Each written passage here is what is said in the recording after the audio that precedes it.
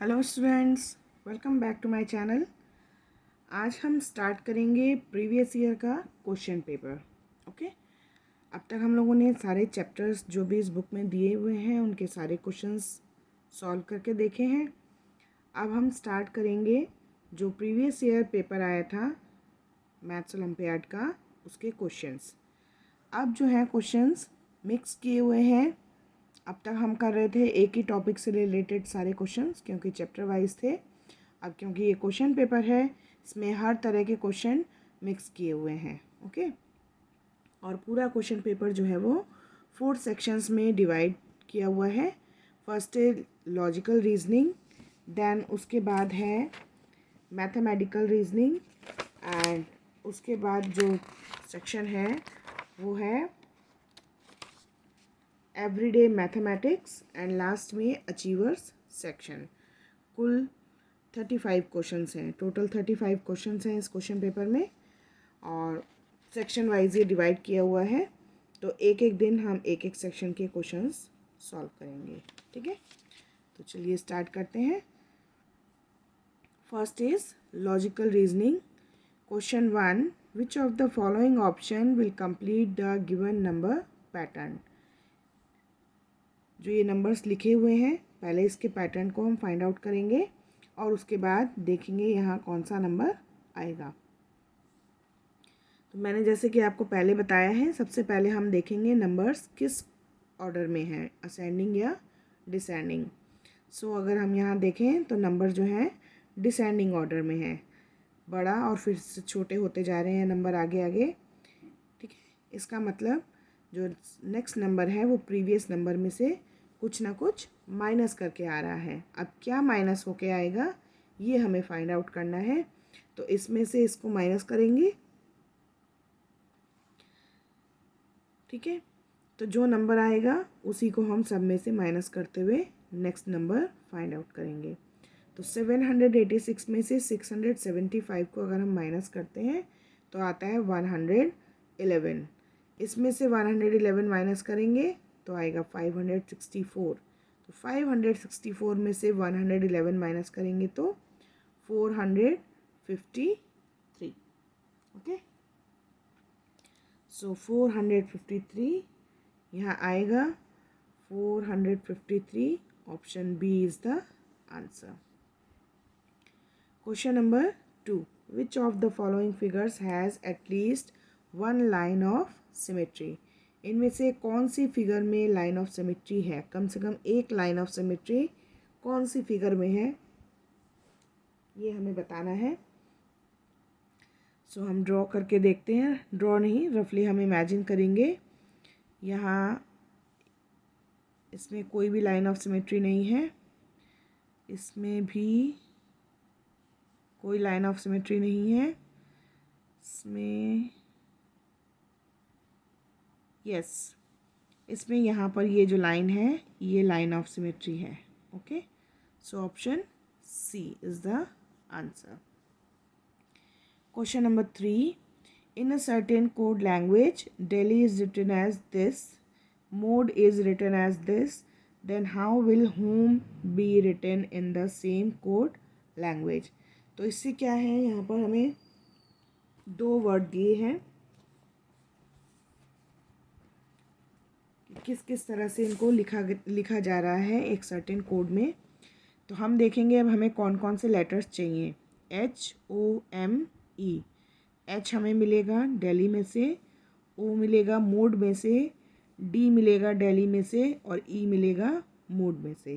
ठीक है, तो इसको हम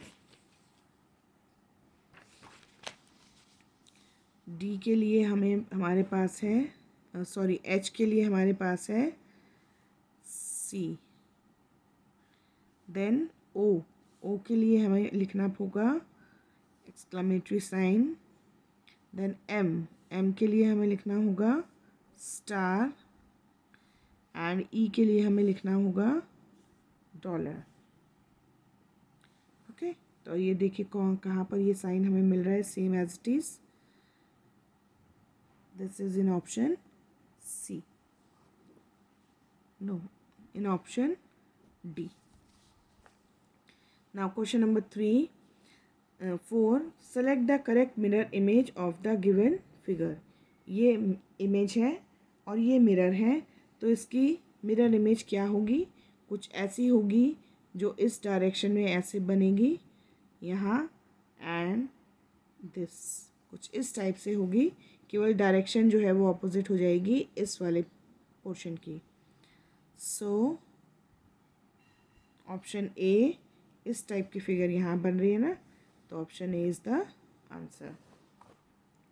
now question number 5, Veer is standing in a Q if he is 6th from the front and 12th from the behind, then how many people are standing in the queue? वीर ऐसी position पे खड़ा है कि वो front से 6th position है और behind से 12th पोजीशन है। Okay, then how many people are standing in the queue? सामने से 6th पोजीशन पे है वो, इसका मतलब उसके पहले 5 पीपल और हैं, उसके बाद वो खड़ा है, एंड बिहाइंड से वो 12th पोजीशन पे है, यानी उसके पीछे और 11 लोग खड़े हुए हैं, है ना। तो 5 + 1 + 11 इज इक्वल टू 17। तो उस रो में कितने लोग हैं? 17। Find the combination of numbers so that the given letters are arranged accordingly to form a meaningful English word. In letters को यूज़ करके पहले हमें इंग्लिश वर्ड बनाना है और फिर देखना है कि इनमें से वो कौन से सीक्वेंस को मैच कर रहे हैं। तो पहले हम वर्ड बनाते हैं कि अब देखिए एग्ज़ाम में कोई भी वर्ड यहाँ हो सकता है, ये तो आपको खुद से सोचना होगा कि कौन सा वर्ड बन रहा है। ठीक है, तो यहाँ अगर हम देखें ध्यान से, MARKET, मार्केट। ओके, मार्केट बन रहा है। अब हम इसका सीक्वेंस लिखते हैं। सबसे पहले M यानी 5, देन A यानी 2, देन R यानी 4, then K 1, E 6 and T 3। अब ये सीक्वेंस हम देखेंगे कौन से ऑप्शन में है। 5 2 4 1 6 3, 5 2 4 1 6 3, अरे तो फर्स्ट ऑप्शन में ही है, so option A is the answer. Question number 7, select a figure from the options which is exactly embedded in the given figure as one of its part. अब जो ये 4 फिगर्स दिए हुए हैं, इनमें से हमें सेलेक्ट करना है कौन सा इस फिगर को एकदम सही मैच कर रहा है, किसी ना किसी पोर्शन से मैच करेगा। तो देखना है हमें कौन सी फिगर है। ये एन तो कहीं पर भी नो, एन अगर बन भी रहा है तो ये पोर्शन नहीं है। Okay, now this one, yes, देखो ध्यान से, ये फिगर जो है हमें यहाँ पर मिल रही है, दिस वन, है ना। So option B is the answer. Question number 8, there is a certain relationship between figure 1 and 2, establish a similar relationship between figure 3 and 4 by selecting a suitable figure from the option that would replace the question mark in the figure 4। इन दोनों figure में क्या relation है उसको पहले find out करना है और उसी रिलेशन को यूज़ करते हुए यहाँ हमें बताना है कि इन 4 फिगर में से कौन सी फिगर आएगी। तो पहले तो हमें ध्यान से देखना होगा इन दोनों फिगर्स में क्या रिलेशनशिप है। Okay, 1 2 3 4 5 6, 1 2 3 4 5, 1 2 3 4 1 2 3।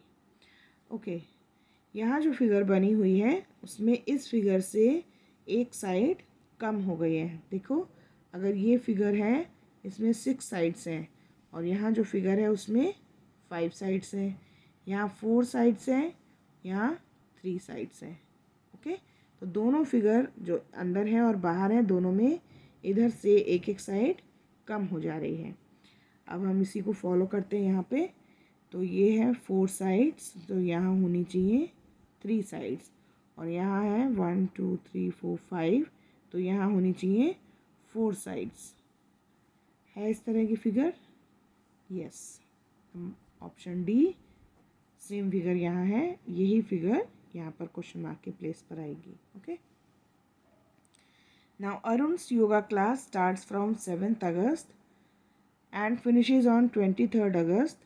If every Saturday is a holiday, then for how many days does he go to yoga class in that month? Arun ने एक योगा क्लास ज्वाइन की है उस जो कि 7th अगस्त से स्टार्ट हुई है और फिनिश हुई है 23 अगस्त को। ठीक है, if every Saturday is a holiday, अगर हर सैटरडे एक हॉलीडे होता है, then for how many days does he go to yoga class in that month, तो वो उस पूरे मंथ में कितने दिन के लिए योगा क्लास गया है। तो पहले हम देखेंगे number of days between 7th August and 23rd अगस्त। तो 7th अगस्त से 23rd अगस्त के बीच में डेज होते हैं 17। ओके, 17 डेज हैं। अब हम देखेंगे इनके बीच में सैटरडे कितने हैं।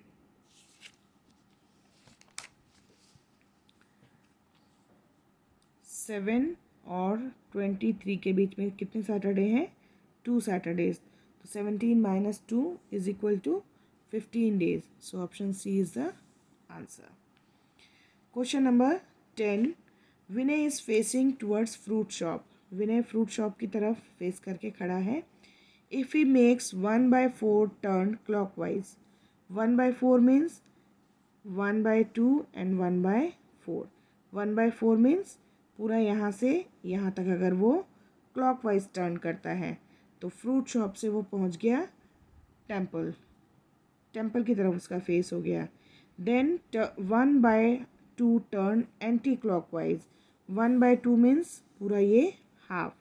फिर उसके बाद अगर हाफ वो एंटी क्लॉकवाइज घूमता है तो यहाँ से 1/4 वो क्लॉकवाइज घूमा, यहाँ से एंटी क्लॉकवाइज यानी इस डायरेक्शन में इतना गया वो क्लॉकवाइज और इतना वो आया एंटी क्लॉकवाइज। तो अब उसका फेस किधर होगा? मॉस्क की तरफ। So option D mosque is the answer. Okay, so आज की वीडियो में हम यही सेक्शन कंप्लीट करेंगे। क्वेश्चन नंबर 11 से हम स्टार्ट करेंगे अपनी नेक्स्ट वीडियो में। तब तक आप क्वेश्चंस को प्रैक्टिस कीजिए। अपना ध्यान रखिए। Bye bye.